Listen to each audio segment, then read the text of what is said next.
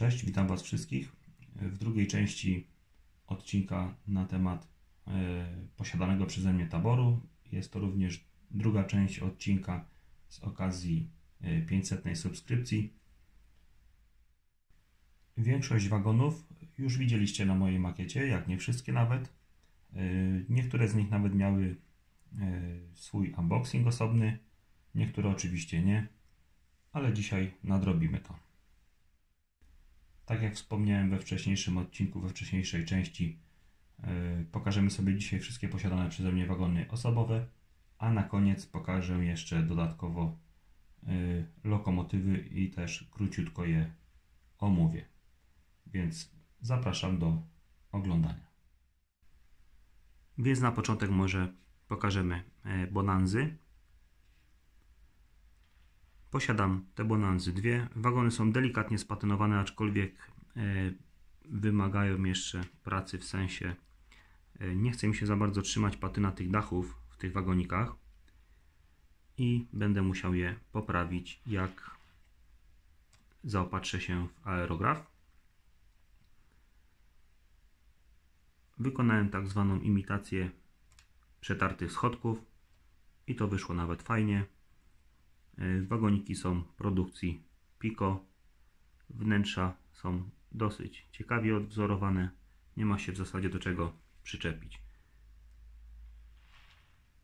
Następnie przejdziemy sobie szybciutko do klasy pierwszej. Też Pico, ta sama sytuacja, jeżeli chodzi o patynowanie. Dach słabiutko, boczki tak tylko lekko przycieniowane, wózki i schodki. I w zasadzie wszystko. Dwie sztuki posiadam tych modeli. Teraz czas na klasę drugą. Standardowe Y, które pewnie większość z wielbicieli posiada.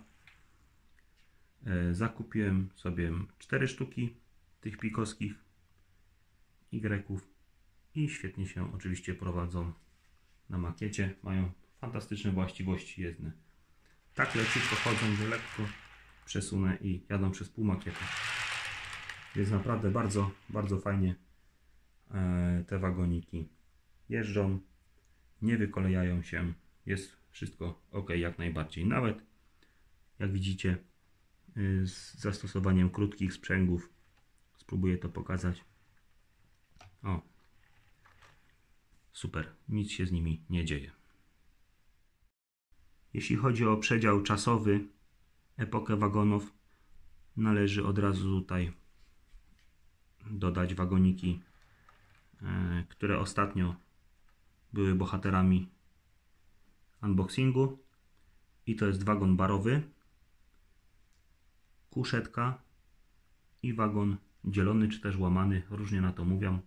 Pierwsza, druga klasa. Wagoniki oczywiście Pico, nie są jeszcze spatynowane przeze mnie w zasadzie z tych samych powodów co poprzednie wagony. Potrzebuję do nich aerografu, więc nawet nie będę się bawił pastelami. Słabo się trzyma tych pikowskich wagoników pastela i nie wychodzi to za dobrze, więc z tym się jeszcze wstrzymam i lecimy do następnych wagonów. Tutaj z kolei posiadam jeszcze po jednej sztuce wagoników Intercity. To są moje jedyne wagoniki z Intercity. Wagon barowy oraz kuszetka. Także Pico, też spatynowane delikatnie. No i cóż, ta sama sytuacja. Po jednej sztuce mam tych wagoników, więcej mi w zasadzie nie potrzeba. Tak więc ta sama sytuacja, świetne właściwości jezdne. Troszeczkę są głośne, ale to chyba większość wagonów osobowych jest głośna. Jak jedzie tych wagoników 10, no to jest naprawdę szum na makiecie niesamowity. Teraz przeniesiemy się na chwilkę na koleje niemieckie DB. To są w zasadzie moje jedyne piętruski, które posiadam. Także Pico. No i co tu dużo mówić. Też fajnie jeżdżą. Fajnie wyglądają. Czasami używam ich na makiecie. Więc 3 sztuki piętrowych wagonów Pico. Kolejny rodzaj wagonów, także Pico. To są wagoniki, które wygrałem gdzieś w jakimś konkursie. Niestety odwzorowanie wnętrza wygląda jak w zwykłej klasie drugiej naszego popularnego kibelka w zasadzie. No, nie ma tutaj nic szczególnego, nie ma przedziałów porobionych, nic. Nie wiem, czy to nawet nie jest Pico Hobby, ale no jak to się mówi, darowanemu koniowi. Więc posiadam 5 takich wagoników, a dokładniej chodzi mi o kolorystykę. Posiadam 2 takie wagoniki barowe, to jest wagonik barowy. Tutaj jest wagonik drugiej klasy, druga klasa, znów barowy i jeden egzemplarz klasy pierwszej. Co łącznie nam daje 5 wagoników. Jakoś to wygląda, no nie mówię, że źle, no wiadomo, podczas jazdy nikt tam nie zagląda dokładnie do wnętrza, a wagoniki prezentuje się całkiem lekko, są spatynowane, delikatnie. No i w zasadzie tyle. Tutaj mamy wagoniki z zestawu startowego, które nabyłem razem z lokomotywą BR112 oraz wagonami krytymi, które widzieliście w poprzedniej części odcinka. Dach bardzo fajnie mi się spatynował w tych wagonikach. Nie wiem, czy to będzie widać, ale są takie delikatne smugi. Generalnie wagoniki są bardzo fajnie odwzorowane. Tutaj już mamy przedziały, jest wszystko tak jak trzeba. Producent Roko. Jeden wagonik jest drugiej klasy, a ten drugi wagonik, z tego co udało mi się dowiedzieć na internecie po numerach katalogowych, bo wagoniki w zestawach nie posiadają numerów katalogowych, ale wychodzi na to, że to jest wagon taki bagażowy. Coś w tym rodzaju. Oczywiście koleje niemieckie. Wagoniki bardzo ładnie kolorystycznie wyglądają. I to by było na tyle, jeżeli chodzi o takie, powiedzmy, współczesne wagony osobowe. Teraz przeniesiemy się do epoki starszej. I jesteśmy już w starszej epoce. Pierwszy wagonik jest z kolei niemieckich. Taki oto osobowy wagonik jest to Pico. Obok mamy już wagony z PKP. Produkcja Roko. Wagoniki są spatynowane przeze mnie. Dosyć fajnie wyszedł też dach. W ogóle w tych wagonikach Roko dosyć dobrze się patynuje dachy, przynajmniej w tych egzemplarzach co miałem. Fajnie to wygląda. Pokażę jeszcze bez lampy. O, bez lampy są takie bardziej przyciemnione. I fajniej to wygląda. Jak przyświecę lampą, to nie wygląda już tak fajnie, ale generalnie wagoniki są bardzo fajne. Tak samo kinematyka krótkiego sprzęgu, wszystko jak należy. Wagoniki super, pasują do starszych lokomotyw, na przykład do mojej parowej lokomotywy się nadają jak najbardziej. Więc tu mamy druga klasa, druga i druga. Lecimy dalej. No i na koniec pozwoliłem sobie zostawić mój ostatni nadbytek takich starszych wagonów, także z PKP. Wagony z fartuchami. Posiadam 2 takie wagony z drugiej klasy. Są pięknie odwzorowane te oliwki. Bardzo mi się podobają te wagoniki. Świetne właściwości jezdne mają. Był z nich unboxing robiony, także można sobie cofnąć do poprzednich odcinków i odnaleźć te wagoniki. Następnie posiadam 3 wagoniki dzielone czy też łamane, pierwsza, druga klasa.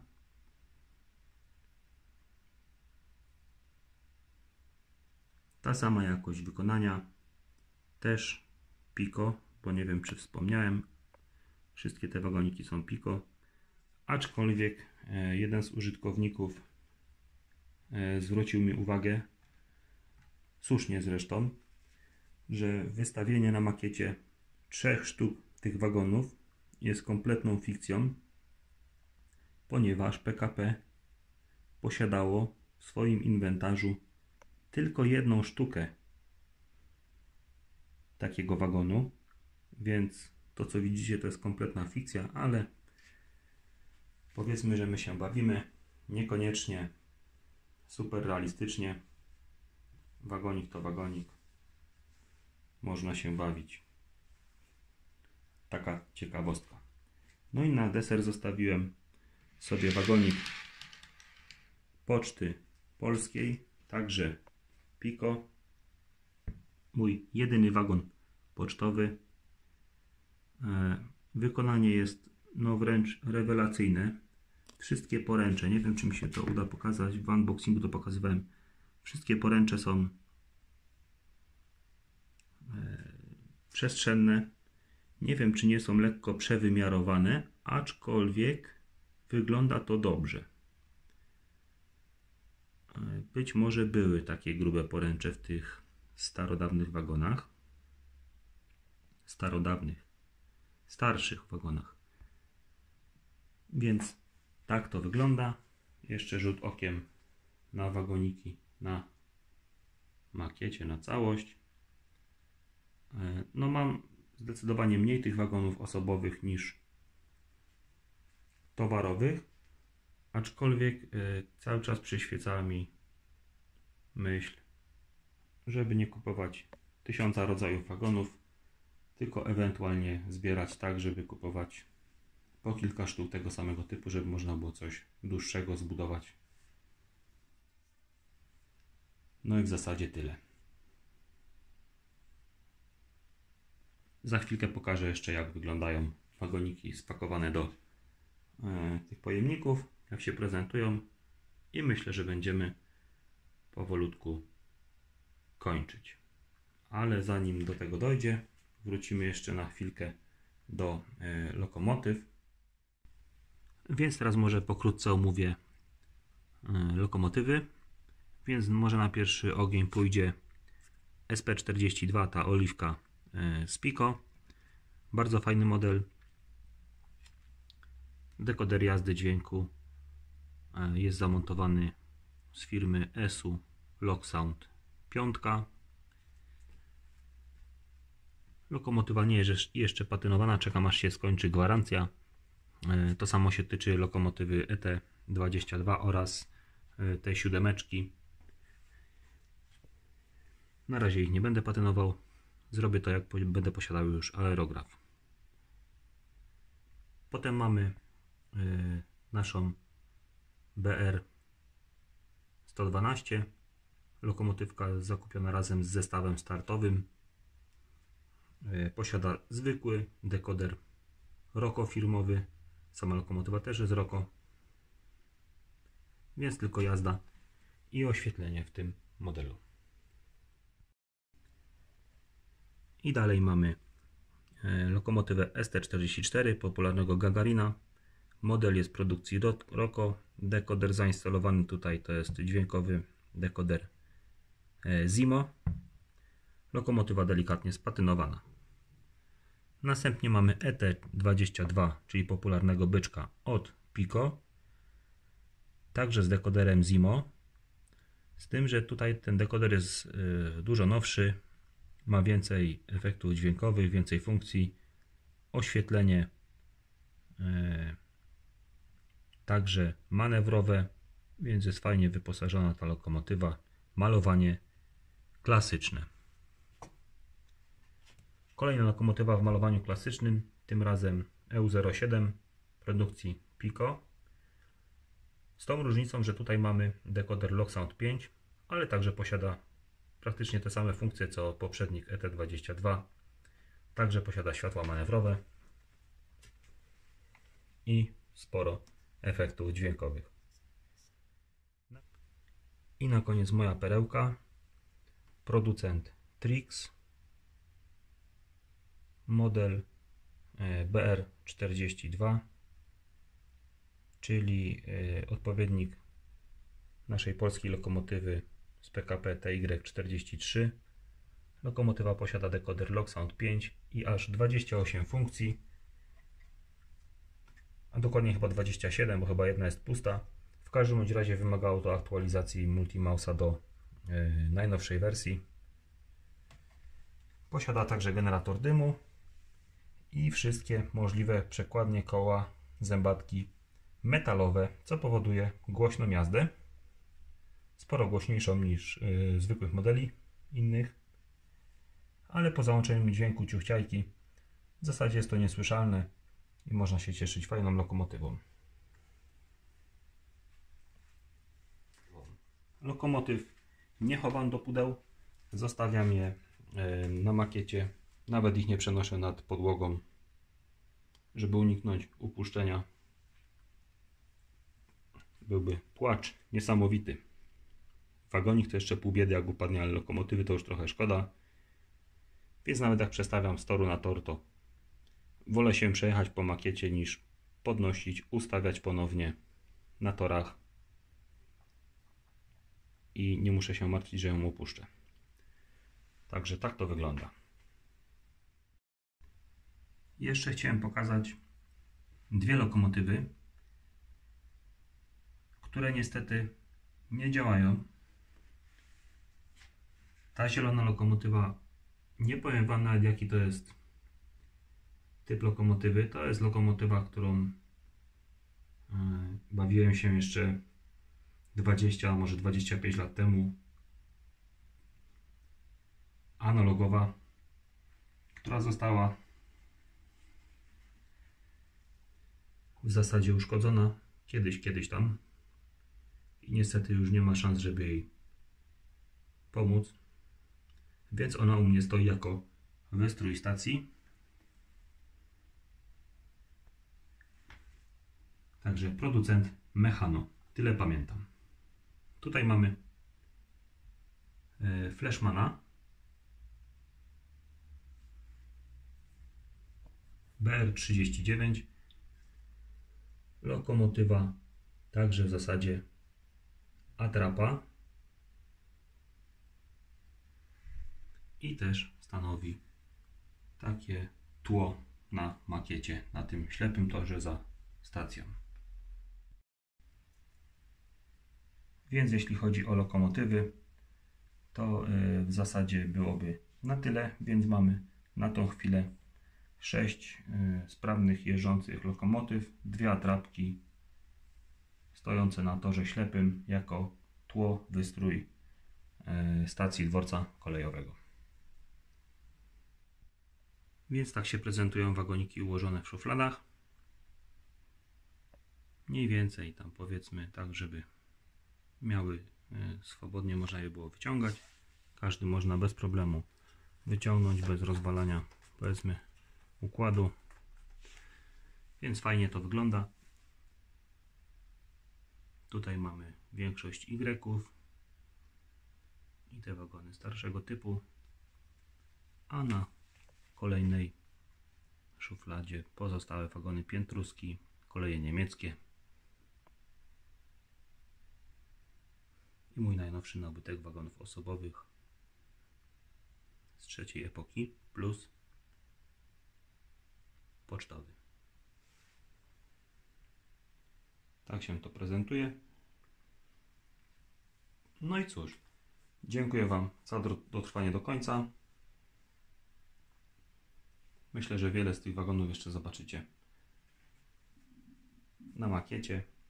Oczywiście kolejne będą prezentowane już w postaci unboxingów, więc mamy, że tak powiem, odhaczony tabor.